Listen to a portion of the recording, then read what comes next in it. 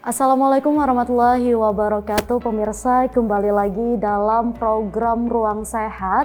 Kali ini bersama saya Nova Arianti. Nah pemirsa, di episode kali ini kita membahas mengenai infeksi akibat impaksi pada gigi geraham bungsu. Seperti yang kita ketahui bahwa gigi bungsu adalah gigi geraham terakhir yang terletak paling belakang. Sebagai gigi yang keluar paling akhir, terkadang gigi bungsu ini tidak dapat ruang yang cukup untuk tumbuh dan keluar dari gusi. Nah, kondisi ini pun dikenal sebagai impaksi. Lantas, bagaimana cara penanganannya? Untuk membahas hal ini lebih lanjut, saya sudah terhubung dengan narasumber kita, yakni Dr. Gigi Krisbianto. Beliau sebagai dokter gigi spesialis bedah mulut dan maksilofasial. Halo Dokter Kris. Halo, ya. Salam Apa kabar, sejahtera Dok? buat semuanya. Apa kabarnya Dok? Baik, ya. Baik. Langsung saja Dok ya. Sebelum kita Ya. membahas nih Dok mengenai impaksi gigi geraham bungsu, kita juga perlu tahu nih Dok, sebenarnya berapa sih Dok jumlah gigi tetap pada orang dewasa ini? Kalau untuk jumlah gigi tetap, ini kalau tumbuh sempurna ya, semuanya itu totalnya ada 32. Tapi pada umumnya ada 4 gigi.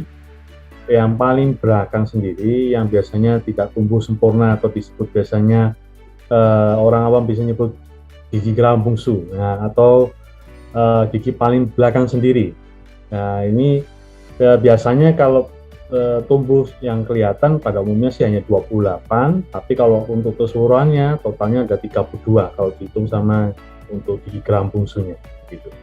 Oke, baik. Nah, tiap gigi ini kan tentu memiliki fungsi dan peranannya masing-masing begitu Dok ya. Nah, apa saja fungsi dan peranannya ini Dok, bisa dijelaskan? Secara garis besar gigi pada manusia dibagi menjadi 3 kategori ya. Yang pertama gigi seri, ini berfungsi untuk memotong.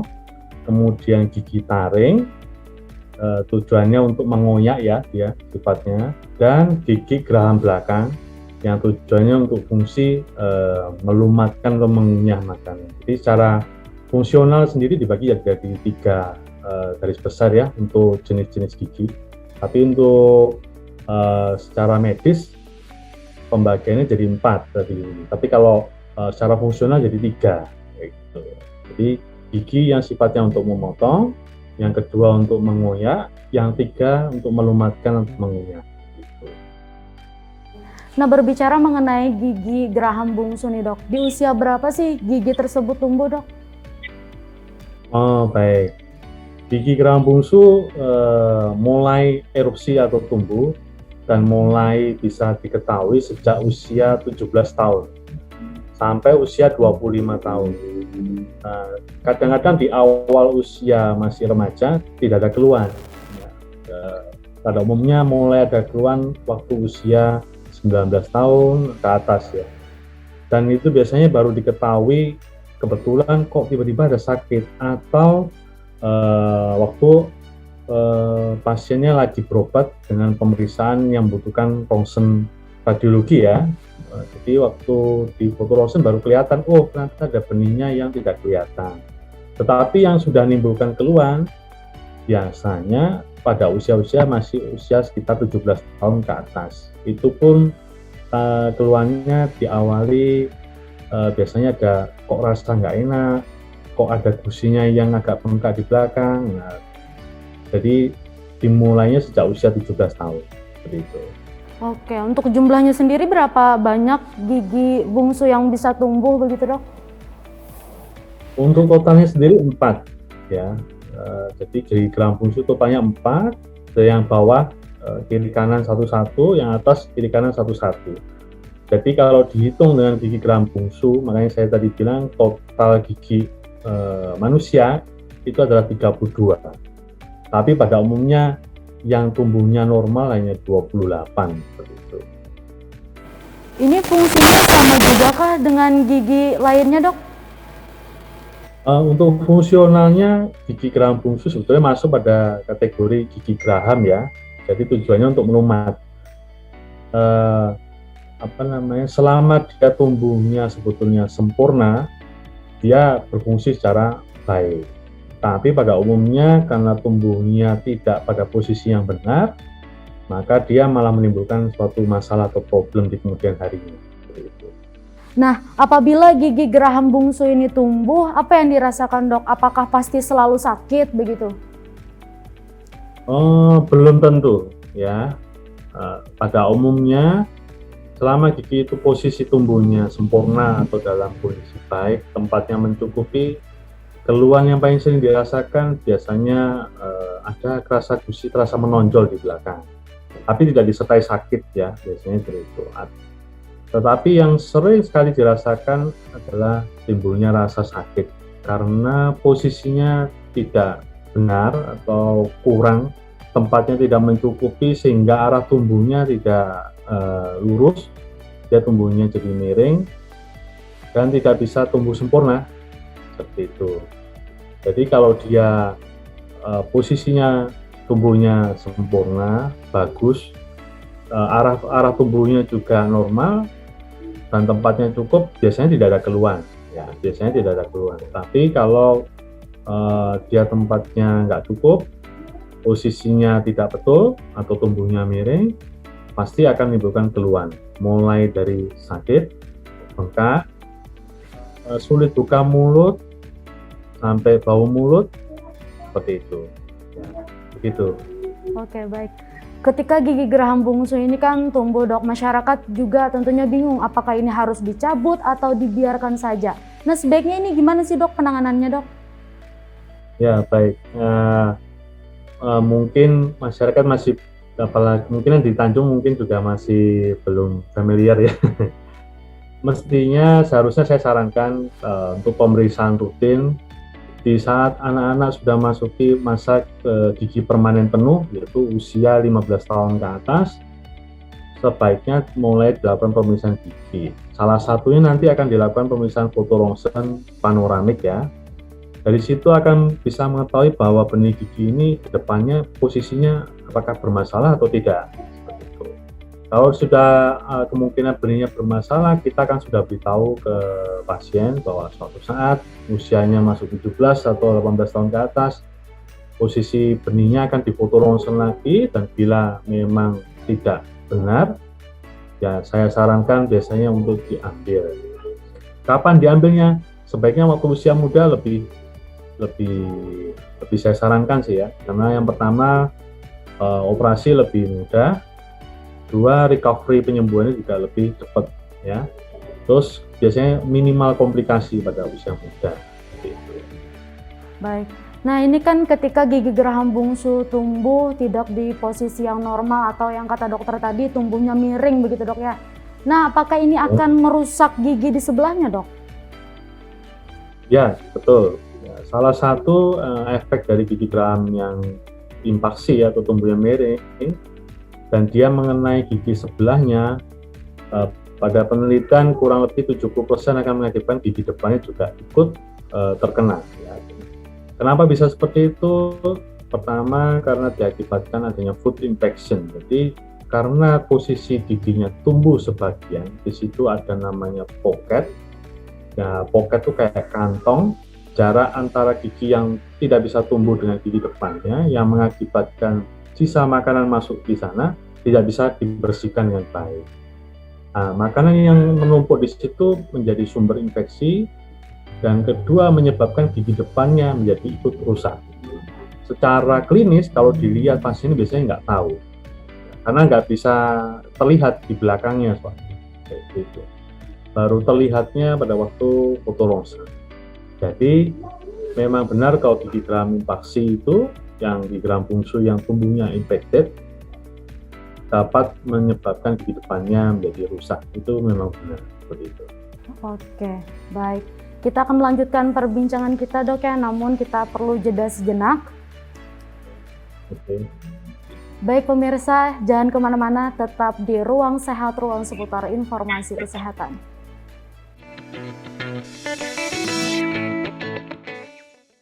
Pemirsa, terima kasih Anda masih di Ruang Sehat, ruang seputar informasi kesehatan. Melanjutkan perbincangan kita dengan Dr. Kris mengenai infeksi akibat impaksi gigi geraham bungsu. Baik Dr. Kris, tadi kan sudah ada menyebutkan nih sedikit mengenai impaksi begitu ya. Nah, dokter sendiri bisa dijelaskan dok, sebenarnya impaksi itu kondisi yang gimana sih dok? Ya, baik. Jadi impaksi itu secara medis artinya adalah kondisi di mana suatu gigi tidak dapat tumbuh dengan sempurna atau tidak dapat tumbuh keseluruhan. Jadi gigi yang tidak tumbuh atau tumbuh sebagian dan posisinya tidak pada tempatnya dengan benar, itu kita sebut impaksi. Jadi secara garis besar seharusnya impaksi bukan hanya dari gigi geraham bungsu aja sih sebetulnya. Ada beberapa selain gigi geraham bungsu juga bisa termasuk di situ, termasuk gigi seri, gigi taring, dan gigi geraham lainnya bisa. Tapi pada umumnya yang masyarakat kenal mungkin gigi geraham bungsu, seperti itu. Oke. Untuk mengetahui bahwa gigi tersebut mengalami impaksi itu gimana dok? Adakah ada cara tersendiri kah untuk mengetahui hal tersebut atau bagaimana dok? Baik, cara yang pertama yang paling mudah itu kita waktu lihat ngecek gigi kita sendiri ya, atau biasanya pada waktu orang tua ngecek gigi anaknya, ini kenapa ya kok giginya nggak tumbuh, yang lainnya tumbuh, kalau waktu dihitung kok sebelah sisi gigi sebelahnya tidak ada, satunya penuh. Itu paling mudah cara ngeceknya ya. Terus kemudian kok ada, kalau untuk gigi geraham paling belakang biasanya ini giginya ada kelihatan sedikit ya, tapi kok nggak tumbuh-tumbuh gitu. Nah, baru setelah itu akan dikonfirmasi dengan foto ronsen terlebih dahulu. Kemudian untuk gigi yang tidak tumbuh dan diketahuinya secara klinis, biasanya pada anak-anak, kalau tidak tumbuh semua, kalau tidak ada satu bagian yang nggak tumbuh, biasanya itu ada gigi impaksi, tapi bukan pada gigi geraham bungsu, tetapi pada gigi biasanya di gigi taring seperti itu ya. Nah, kalau gigi geraham bungsu biasanya tetap harus diketahuinya rata-rata di usia remaja ya, dengan pemeriksaan foto ronsen panoramik seperti itu. Gitu. Oke baik. Untuk permasalahan impaksi ini sendiri seberapa umum sih dok terjadi di masyarakat dok? Kalau dari literatur tendensinya ini antara 60% sampai 70% populasi dunia ya, 60% sampai 70% untuk gigi geraham bungsu kemungkinan terbesar adalah impaksi. Ini cukup tinggi sih ya. Di literatur kurang lebih mencapai 70% dari populasi manusia. Ini kan cukup tinggi dok ya. Apa sih sebenarnya penyebabnya kenapa seseorang ini bisa mengalami impaksi gigi dok? Ya, penyebabnya sebetulnya ada beberapa. Yang pertama itu dari efek genetika, ya.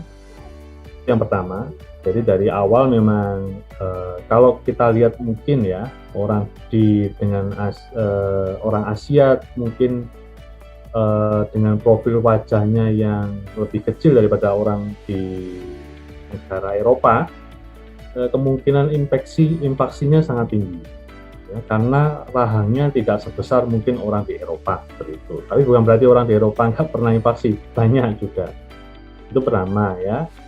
Yang kedua, akibat gigi geraham yang lainnya, misalnya ada kerusakan terlebih dahulu mungkin pada waktu kecilnya, kemudian harus diambil dengan cepat, yang menyebabkan tempat tumbuhnya gigi itu diisi oleh gigi lainnya terlebih dahulu, itu bisa salah satunya. Kemudian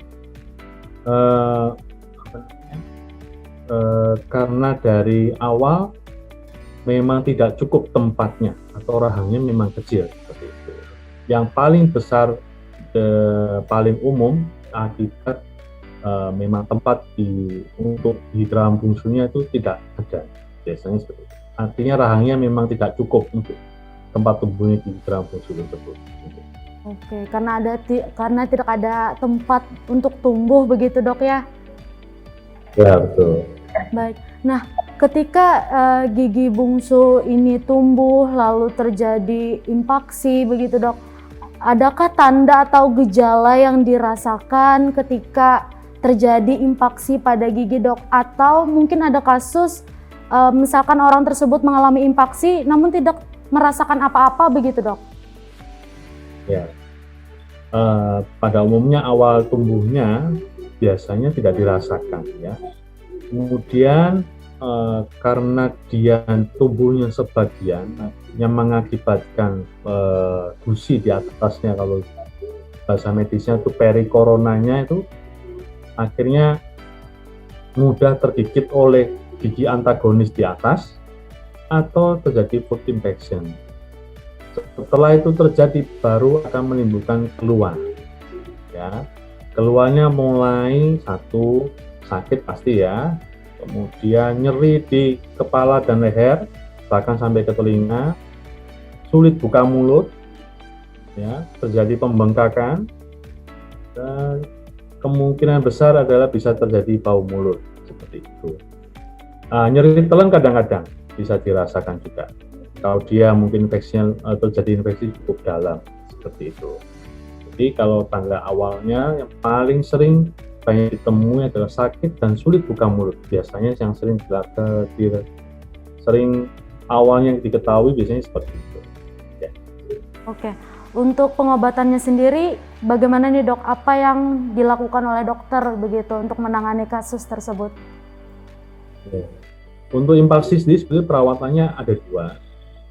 Yang pertama dulu disebut namanya operculektomi, tetapi ini sudah ditinggalkan. Artinya operculektomi itu gigi impaksi yang masih memungkinkan tempatnya ada dan tumbuh, kita lakukan pembukaan di bagian atasnya, kurang lebih gitu ya.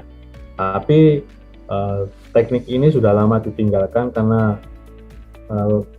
sering terjadi kekambuhan, akhirnya tetap dipakai yang namanya operasi atau kita sebut biasanya odontektomi. Jadi pengambilan gigi yang infected atau impaksi hanya bisa dilakukan dengan tindakan operasi yang disebut odontektomi.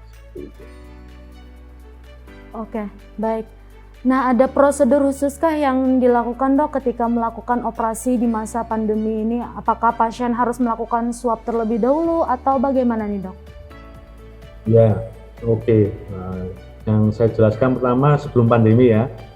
Pada umumnya sebelum pandemi, kalau untuk tindakan operasi, pemeriksaan kita secara prosedural adalah pemeriksaan yang sifatnya non-invasif dulu, yaitu pemeriksaan ronsen, radiologi untuk kita ketahui posisinya seperti apa dan kemungkinan tingkat resikonya dalam operasi seperti apa ya. Yang kedua, kita pemeriksaan tambahan berupa pemeriksaan darah. Tujuannya kita harus tahu juga kondisi sistemik dari pasiennya sendiri. Baru kita akan jadwalkan untuk operasi. Itu dulu sebelum pandemi ya. Tetapi waktu pandemi ini, dan kita tahu dari WHO, dari WHO kita mengetahui bahwa virus corona untuk saat ini, virus COVID-19 ini sangat mudah ditularkan melalui tindakan yang bersifat menghasilkan aerosol. Hal ini banyak ditemukan di tindakan kedokteran gigi, termasuk operasi odontektomi. Dan kita akan terpapar dengan pasien dengan posisi membuka mulut cukup lama. Ya. Karena itu, maka di saat pandemi ini kita menambahkan tambahan pemeriksaan, ya, berupa pemeriksaan PCR sebelum tindakan operasi dilakukan. Nah, lalu adakah komplikasi yang disebabkan oleh gigi yang impaksi dok? Karena kan tentu masyarakat tidak semuanya begitu ya berani untuk melakukan operasi. Sehingga misalkan masyarakat ini tidak berani didiamkan begitu saja, adakah komplikasi yang bisa terjadi dok? Ada ya. Gigi impaksi yang tidak diambil, satu yang memungkinkan adalah terjadinya infeksi. Mana infeksi ini menyebabkan Kalau dia tidak parah sih mungkin dengan obat masih bisa sembuh ya, tapi sifatnya akan berulang-ulang. Maksudnya selama penyebab itu tidak diambil, dia akan sakit sembuh, sakit sembuh. Selama sakitnya berulang, pada suatu saat sakitnya atau infeksinya melebihi daya tahan tubuhnya sendiri, maka akan dipastikan dia terjadi infeksi yang menyebar ke jaringan lunak di sekitarnya, yang menyebabkan terjadi timbulnya abses. Nah, kalau dia sampai terinfeksi dan sampai menimbulkan gejala infeksi yang cukup berat, maka sangat berisiko sekali, bahkan bisa mengancam jiwa. Seperti itu. Kemudian gigi infeksi yang tidak diambil, kemungkinan besar tadi sudah disebutkan bahwa gigi depannya bisa ikut terluka atau ikut rusak, ya, itu yang pertama. Kemudian kalau tidak diambil lagi apa efeknya? Biasanya bisa menimbulkan gejala seperti migrain, tidak selalu, tapi itu bisa, ya. Dan yang terakhir, mungkin masyarakat nggak pernah tahu ya bahwa gigi yang nggak bisa tumbuh, tendensi atau kemungkinan menyebabkan timbulnya menjadi cukup besar. Jadi perubahannya bisa 20% kemungkinan bisa menimbulkan timbulnya kista. Dalam hal ini yang biasa kita sebut di dunia kedokteran gigi adalah namanya kista dentigerous, yaitu kista akibat gigi infeksi atau gigi yang tidak tumbuh. Dan biasanya tidak ada keluhan kecuali ada perubahan dari bentuk wajahnya. Oke, ternyata cukup berbahaya dok ya apabila kasus ini tidak tertangani dengan cepat dan tepat begitu ya. Ya, betul.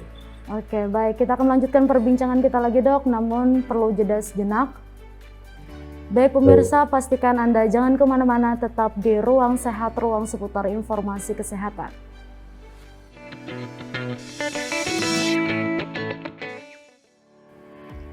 Baik pemirsa, Anda masih di program Ruang Sehat, ruang seputar informasi kesehatan.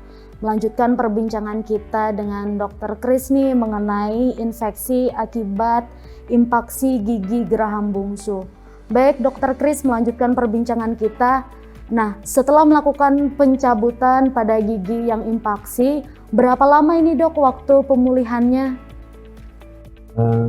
Baik, setelah kita lakukan tindakan untuk operasi, untuk tindakan pasca operasi untuk dapat melakukan aktivitas secara normal sebetulnya dapat dilakukan kurang lebih 2-3 hari dari pasca operasi ya. Untuk kegiatan-kegiatan yang bisa dilakukan selama itu bukan yang sifatnya berat seperti angkat berat, itu dapat dilakukan ya. Kalau penyembuhannya jadi kita biasanya kan melihat kurang lebih 3 hari di awal sampai 1 minggu di belakangnya ya.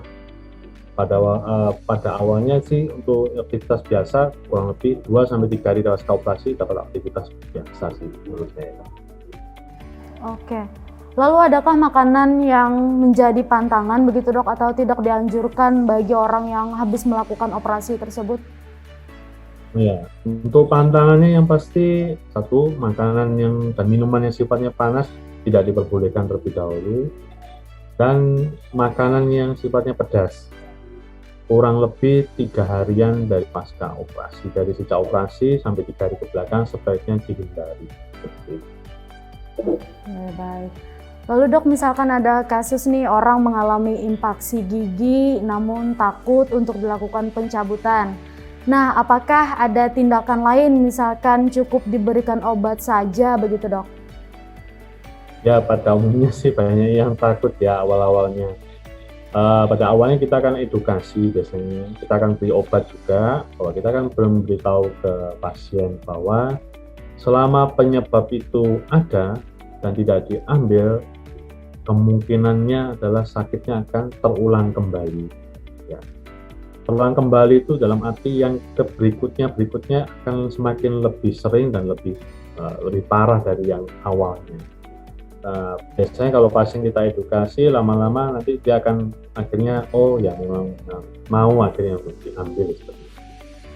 Tapi memang untuk di awal mungkin kita hanya bisa memberitahu pasien kumur lebih sering, ya, supaya sisa food infection atau makanan yang terjebak di dalam area gigi yang infeksi bisa keluar, dan juga ini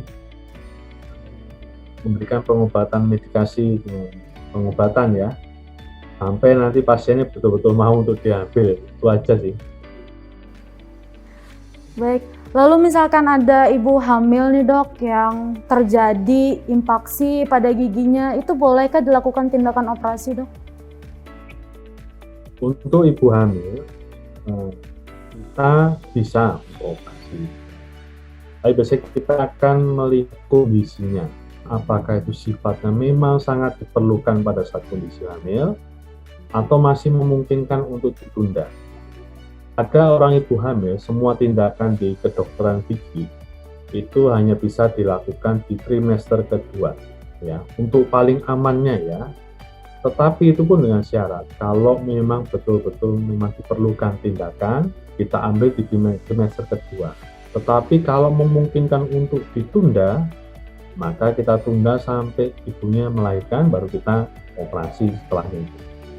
Seperti itu. Kecuali tindakannya adalah emergensi, kita mau nggak mau harus operasi, tapi pun kita juga akan memberitahu ke ibunya bahwa ada kemungkinan komplikasi-komplikasi lainnya bisa terjadi, bahkan sampai yang terjelek sekalipun mungkin ada. Seperti itu.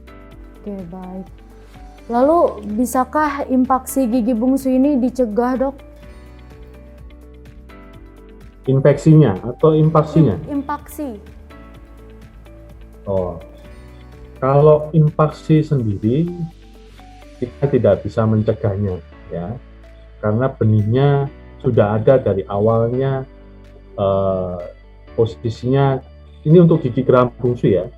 Untuk gigi geram bungsu kita tidak bisa mencegah apakah ini impaksi atau tidak, karena dia posisinya di paling belakang, menempati sisi paling rahang di belakang dan tumbuh paling terakhir. Tetapi kalau impaksi di gigi lain selain geram bungsu itu masih mungkin bisa dicegah, tapi pun dengan tindakan yang sifatnya invasif, ya. Misal untuk gigi-gigi taring biasanya bisa terjadi impaksi kalau anak yang masih gigi susu, masih bergantian gigi susu, ternyata dilakukan pencabutan lebih cepat. Itu bisa menyebabkan gigi taringnya infected atau tidak tumbuh sempurna. Jadi solusinya adalah pencabutan gigi anak harus disesuaikan dengan masa urutan tumbuh gigi permanennya. Seperti itu. Kalau bisa dipertahankan selama mungkin sesuai urutan pencabutan. Tetapi untuk di geram bungsu belakang atau di geram bungsu ya, itu kita tidak ada cara untuk mencegahnya, kecuali kita bisa tahu posisinya memang nggak bagus dan harus diambil, atau ini kemungkinan tumbuhnya bagus, jadi kita biarkan. Oke, baik. Terakhir nih dok, mungkin ada pesan yang ingin disampaikan kepada masyarakat nih agar tetap menjaga kesehatan gigi dan mulutnya dok. Silahkan. Ya. Jadi paling tidak untuk masyarakat khususnya di Tabalong, saya berpesan sebaiknya dapat kontrol atau periksa di Vaskes kesehatan, ya, pemeriksaan kesehatan gigi minimal 1 tahun sekali, ya. Itu akan meminimalkan kemungkinan adanya timbul kerusakan di rongga mulut, dan kemungkinan kita bisa mengidentifikasi adanya kelainan yang memang suatu saat harus diambil. Jadi sakit gigi itu nggak, katanya orang sih biasa ya, tapi kalau sakit sekali, waduh, katanya luar biasa sakitnya. Seperti itu. Jadi saya harap sebaiknya mulai menjaga kesehatan mulut dari sejak kecil. Oke, baik. Terima kasih Dr. Kris atas informasi yang diberikan hari ini. Semoga tentunya harapan kita masyarakat bisa teredukasi begitu dok ya mengenai kesehatan mulut dan giginya. Baik pemirsa, sekian Ruang Sehat episode kali ini. Saya Nova Arianti mewakili kru yang bertugas pamit undur diri. Wassalamualaikum warahmatullahi wabarakatuh.